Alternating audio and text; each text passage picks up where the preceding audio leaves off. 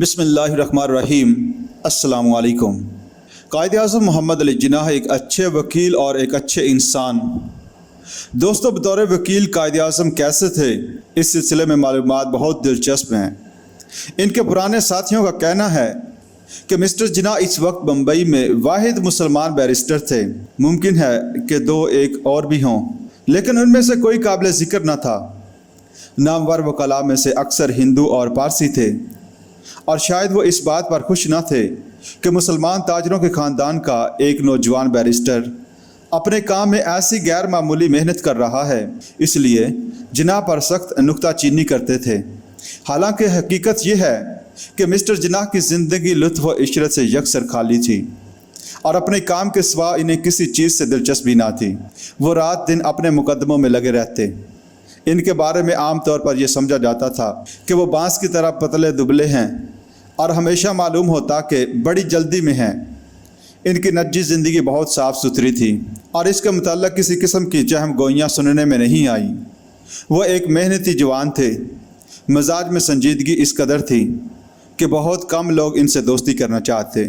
ऐसे संजीदा किरदार के हामिल अफराद पर लोग अमूमन ज़्यादा तनकीद करते हैं, बिलखसूस मशरक़ी ममालिक में, जहाँ लोगों के पास काम कम और बातों की फुर्सत ज़्यादा है, और जहाँ इंसान की खामियां तो माफ़ कर दी जाती हैं, लेकिन इसकी खूबियाँ हद से तनकीद बन जाती हैं।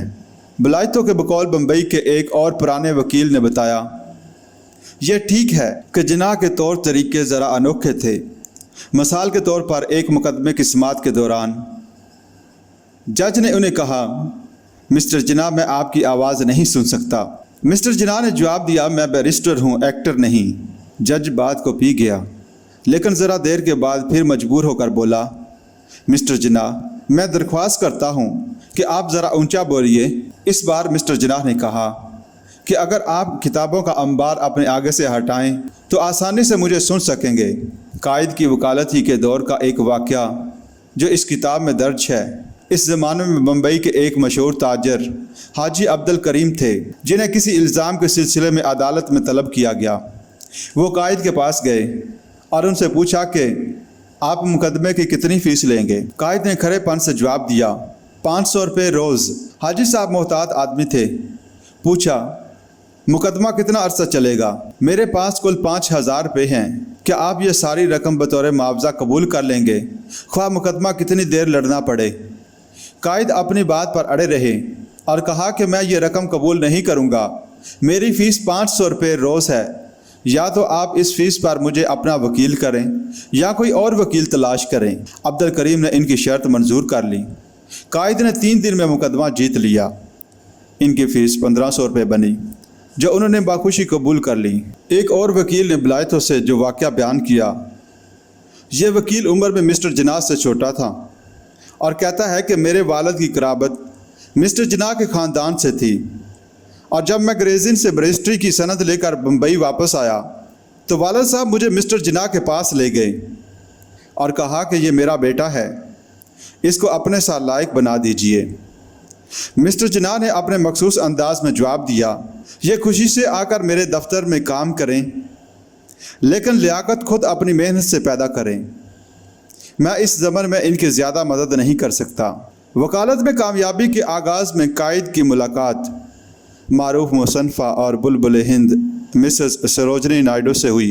ये पहली ज़हीन और एहसास खातून थी जिन्होंने कायद की सलाहियतों का सही अंदाज़ा किया, और इनकी ज़ाहिरी रौनक के पर्दे के पीछे इनके किरदार की असलियत को पहचाना। वो कायद के मुतल्लिक़ अपनी किताब में लिखती हैं, मैंने किसी शख्स की ज़ाहिरी खसूसियतों और इसके असली किरदार में इतना फ़र्क नहीं देखा। मिस्टर जिन्नाह बुलंद कामत हैं, लेकिन दुबले और देखने में कमज़ोर मालूम होते हैं। इनकी आदतें रईसाना हैं, लेकिन इनकी जिस्मानी नातवानी एक नज़र फ़रेब पर्दा है, जिसके पीछे इनके किरदार की गैर मामूली क़ुव्वतें पोशीदा हैं।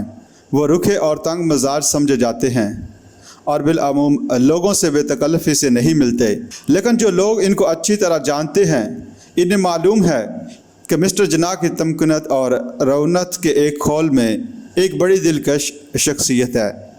इनकी इंसानियत में बड़ा भोलापन है।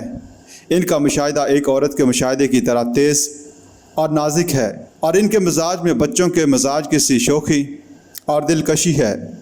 مسٹر جناح بنیادی طور پر عملی آدمی ہیں اور ان کے جذبات پوری طرح ان کے ذہن کے تابع ہیں۔ زندگی کے متعلق ان کے خیالات بالکل غیر جذباتی ہیں، لیکن ان کی دیانتداری اور حقیقت پسندی کے پردے میں اصول پرستی اور بے غرضی کے بڑے جوہر پوشیدہ ہیں، اور یہی مسٹر جناح کے کردار کی بنیادی خصوصیت ہے جو انہیں لاکھوں میں ممتاز بناتی ہے۔